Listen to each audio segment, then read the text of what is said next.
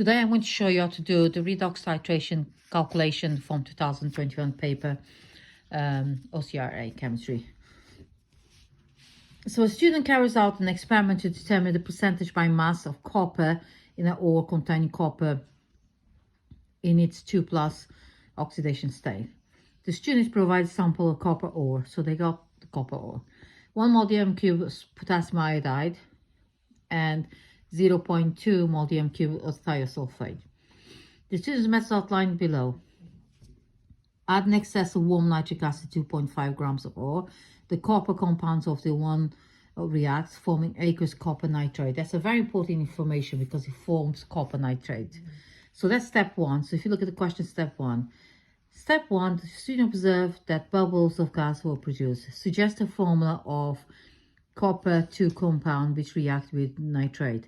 So has to be because there's bubbles, has to be a carbonate there. Okay, so I suggest you know is copper carbonate, solid, because it's copper 2+ is like that. And then the equation will be copper carbonate solid plus nitric acid. I don't think you have to put state symbols, but I do it anyway. Gives you copper nitrate. Because it's copper nitrate is 2+, goes like that, plus CO2 gas plus water. Then you need to balance because there's 2 lots of nitrate here, so you put 2 there. Okay, I expect everything else is balanced. So that will be the answer to the first one. So let's move on now to the question number, step 2. So this says write ionic equation called state symbols for the reaction step 3 here. So step 3 says add an excess of aqueous. So basically they filter the mixture, remove the unreacted rock and neutralize the filtrate. Add excess aqueous potassium iodide, precipitate copper 1 iodide, and a solution of iodine is formed. So all you have to do is write the equation. So you know you got iodide, you know the iodine. So those are to form, and you know that copper iodide and iodide there as a reagent. So the excessive case is added to the mixture. So unreacted mixture. The unreacted mixture is actually the copper 2 compound. So you can react. You can is a copper carbonate. So copper 2+. Do they want state symbol? They can state symbol. So be aqueous plus iodide. So I'll put iodide ions like that, because they want ionic equation, goes to so it goes to copper iodide, copper 1. So this is copper 1 like that. A precipitate is a solid plus iodine is a solution, so that's aqueous. Actually it could be liquid, isn't it, because it's a solution of iodine, aqueous. Yeah, that's correct. Then you got a balance, you got 2 iodines there, and then you got 1 there. So if I put 2 there, now you got 2 coppers, and you have 4 iodides there. So you need 2 coppers there. So that's your balance equation. I believe that's correct. Right, suggest a suitable indicator for this titration. So instead the color change at the end point, step 4. So step 4, titrate the mixture from step 3 using 0.2 mol per dm cube sodium thiosulfate in a burette. So what will be the suitable indicator? So it's going to be starch solution. I don't know if I wrote starch solution. Color goes from blue, black to colorless. Sorry, there's dogs around me. I hope that makes sense. Okay, so now we're going to move on to the next question. Let's have a look at this question now. It says here, determine the percentage by mass. So they want to know how much mass of copper in a copper ore. Give you answer to appropriate number fixed. So what you have, you got 2 equations. You got this one here. You got here iodine plus, let's put here. So I got iodine, actually you got this one here. Okay, and then you have this one here. So if you say I have got, let's just put it together actually. Hold on, I'll do it. I'll write this down and I'll come back. So you have this equation. It says 26.55 55 centimeters of 0.02 mole diameter sodium thiosulfate are required to reach endpoint. So the first thing to do is to work out the moles of thiosulfate here, which is going to be moles of S2O3 equals to 26.55 divided by 1000 times 0.2.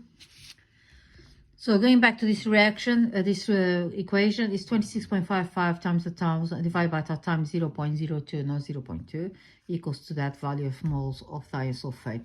Because the ratio of that to that is 2 to 1, so if you want to know the moles of copper, here is going to be the same. So it's going to be 2 to 1 and 2 to 1. No, that's incorrect. Sorry. So I meant is that because this is ratio 2 to 1. So if you got 2 moles of thiosulfate, the moles of iodine is half.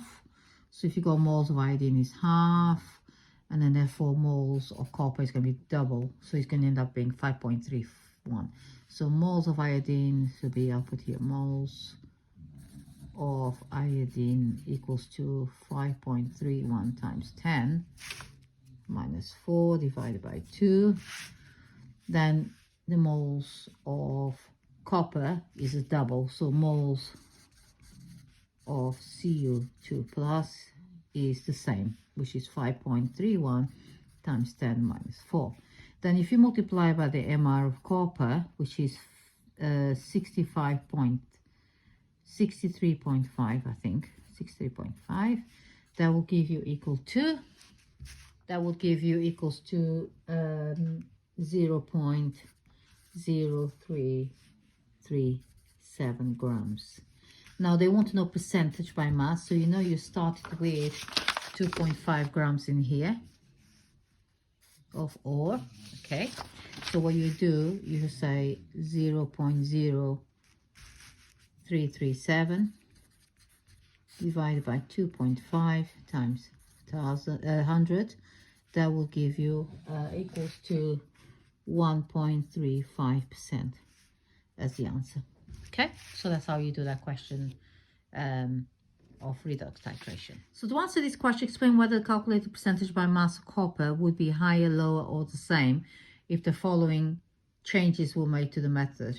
The potassium iodide was not in excess. Well, if your potassium iodide is not in excess, which is the one we just done here, okay, that means you won't react all your copper carbonate. Not all Cu2 plus would react, so titer would be lower.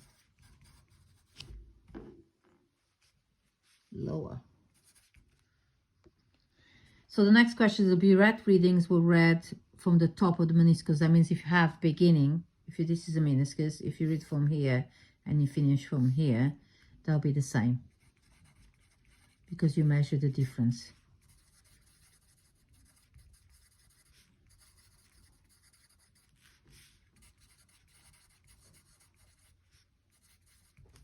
Between them, okay?